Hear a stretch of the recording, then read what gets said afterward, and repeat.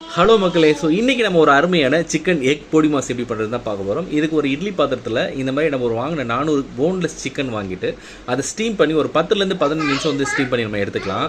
இப்போ சிக்கன் நல்லா வெந்துருச்சு, இது ஒரு பவுலில் மாற்றிக்கலாம். மாற்றிட்டு நம்ம வெயிட்டில் மேஷ் பண்ணுறது வச்சுருந்தோன்னா அதை நல்லா மேஷ் பண்ணிக்கோங்க. இல்லை சிக்கனை ஆற விட்டு இந்த மாதிரி கையில் ஊற்றி எடுத்துக்கலாம்.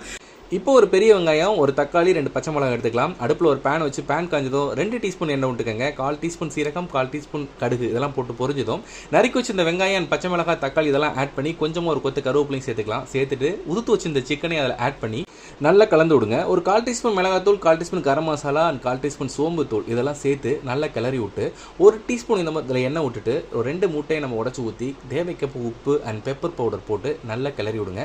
கிளறி விட்டிங்கன்னா ஒரு 2 மினிட்ஸில் இந்த மாதிரி நல்லா உதிரியாக வரும். இப்போ நீங்கள் இதை நம்ம சாப்பிட்றதுக்கு ரெடி ஆகிடுச்சு. ஒரு பவுலில் மாற்றி நீங்கள் சர்வ் பண்ணிங்கன்னா டேஸ்ட்டு வேறு லெவலில் இருக்குங்க. இது எப்படி செஞ்சீங்க அப்படின்னு நீங்கள் எல்லாருமே இதை கேட்பாங்க.